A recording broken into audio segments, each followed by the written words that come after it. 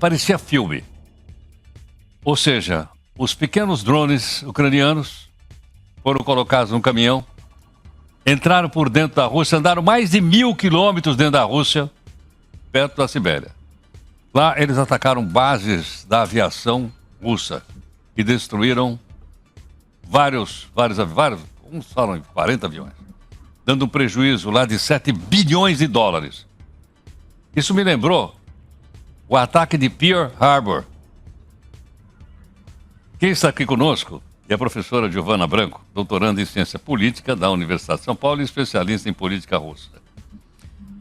Doutora Giovana, muito obrigado por atender aqui o Jornal Nova Brasil. Obrigada, Heraldo, pelo convite. Bom dia a todos. Doutora Giovana, exagerei quando parece Pearl Harbor? Não, é uma boa comparação, porque mostra bastante criatividade do exército ucraniano, não apenas a sua capacidade de ainda infligir ataques muito dentro do território russo. Até então a gente falava só da fronteira com a Ucrânia, justamente onde a Ucrânia fez um ataque já na região de Kursk no ano passado, mas agora, nesse último final de semana, a gente teve realmente uma escalada bastante significativa no conflito, na medida em que os ucranianos conseguiram atingir quilômetros e quilômetros para dentro do território, colocando em xeque aquela narrativa da Rússia de que nada estava acontecendo, de que a guerra não havia chegado ao seu país. De fato. E é uma distância grande, né? Lá perto da Sibéria, quer dizer, eles avançaram bastante no território, sem os russos perceberem que estavam levando dentro desses caminhões, que aparentemente eram produtos quaisquer, uma arma militar como um drone, não? Exato, mostrou realmente essa capacidade de infiltração do exército ucraniano e o quanto os russos parece que nem contavam com a possibilidade disso acontecer, e por isso o sistema de vigilância acaba falhando nesse momento. É também bastante importante dizer quais foram os alvos da Ucrânia nesse momento, que foram realmente bases aéreas do exército russo, então atacou apenas alvos militares dentro do território, mostrando um outro tipo de abordagem para esse conflito. Enquanto a Rússia vem atingindo uma série de alvos civis dentro da Ucrânia, a Ucrânia realizou um ataque muito custoso para o exército russo, mas apenas em termos militares, não atingindo a população civil. Doutora Giovana, sabe que isso me lembra também? Quando os russos levaram os foguetes para Cuba em 1963, no auge da Guerra Fria, eles embalaram os foguetes nucleares em caixas de madeira e escreveram por fora material de construção e mandaram para Cuba. Os americanos foram descobrir quando os foguetes já estavam praticamente instalados lá em Cuba porque um avião espião... Lembra disso ou não? Exato, durante a crise dos mísseis foi descoberto justamente por imagens de satélite, né, quando os mísseis já estavam lá em Cuba bem apontados para os Estados Unidos. E isso gerou uma crise diplomática e até mesmo uma crise militar, né? Foi o momento em que a gente chegou mais perto na nossa história de uma guerra nuclear entre as grandes potências.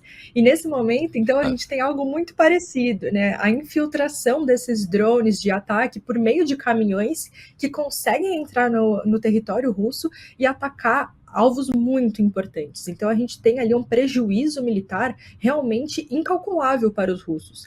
Não apenas em termos de dinheiro e material bélico, mas também em termos de narrativa. Isso mostra para os russos que houve sim uma grande fragilidade na sua segurança interna e que a Rússia talvez não esteja tão segura quanto ela imaginava até então. E que isso pode dar a este conflito um novo fôlego. Então, embora ontem a gente tenha tido mais um processo de negociação, que foi o segundo, né, nessas últimas semanas, ainda assim a gente está muito longe de um processo de paz. E esse tipo de ataque mostra isso. Ainda existe um fôlego muito grande de ambos os lados para continuar no campo de batalha.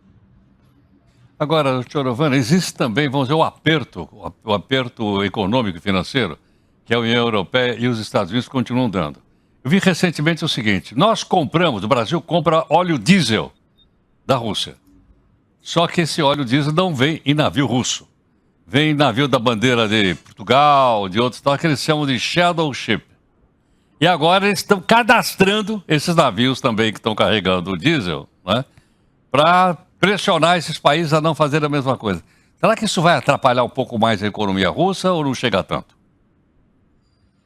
Pode sim atrapalhar. Essas sanções que a gente tem visto realmente têm o objetivo de enfraquecer a economia, mas o que a gente tem observado é que a economia russa se mostrou muito resiliente nesses 3 anos de guerra, inclusive se transformando em o que a gente chama de uma economia de guerra, uma economia que consegue funcionar a despeito do conflito e até mesmo lucrar neste momento. Então a Rússia teve uma diversificação das suas parcerias econômicas, olhando muito mais para os países asiáticos, também no Oriente Médio e na África.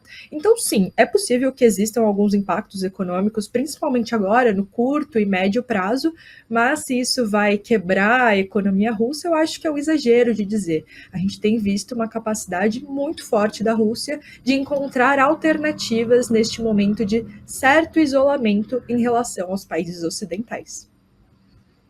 Doutora Giovana, na sua opinião, a Rússia, logicamente, faz parte dos BRICS. Deputados dos BRICS vão estar em Brasília reunidos, para uma reunião dos BRICS em Brasília. Será que eles vão falar desses assuntos ou vão passar por cima disso? Na minha opinião, eles devem ignorar o que tem acontecido. Pode ser que exista uma leve pressão para que as negociações continuem, mas não necessariamente para que exista um acordo de paz ou mesmo um cessar-fogo mais prolongado, como a Ucrânia veio pedindo nesses últimos dias e, inclusive, enfatizou muito na negociação de ontem. Os BRICS vêm assumindo uma posição que a gente vem chamando de neutralidade pró-Rússia, que é justamente de se abster de grandes decisões e de grandes comentários, julgamentos em relação aos russos, ao mesmo tempo em que continuam negociando e mantendo relações diplomáticas com Moscou. Então é possível que eles falem de outros assuntos, como, por exemplo, as questões econômicas que preocupam a grande parte dos países dos blocos. Mas ainda assim, é possível que exista uma leve pressão para que os russos se mantenham na mesa de negociação, porque isso é sim um movimento bastante importante, na medida em que a gente tem mais de 3 anos de guerra e pouquíssimos encontros entre Rússia e Ucrânia. Então é um esforço bastante importante o que a gente viu ontem lá na Turquia. Perfeito. Doutora Giovana, muito obrigado aqui por atender o Jornal Nova Brasil. Muito grato. Muito obrigada e bom dia a todos. Doutora Giovana Branco, doutoranda em Ciência Política pela Universidade de São Paulo. Ficou mais fácil a gente poder entender tudo o que está acontecendo depois da participação dela aqui conosco. E veja que interessante, os países dos BRICS têm uma neutralidade pró-Rússia. Eu pensei que quando a gente fosse neutro não é nem um lado nem o outro, ou mudou? Agora, os BRICS dão neutralidade pró-Rússia? Como os russos vão estar aqui, os russos estão chegando. Já viram o filme? Os russos estão chegando? Não? Tem um filme.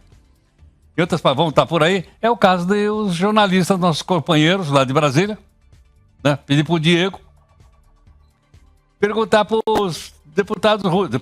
Pergunta em português, o pessoal traduz. Diego, vamos perguntar para eles aí, escuta, companheiro, aí, como é que está esse negócio aí da guerra, bababá? Pois é apenas uma sugestão. 8h29.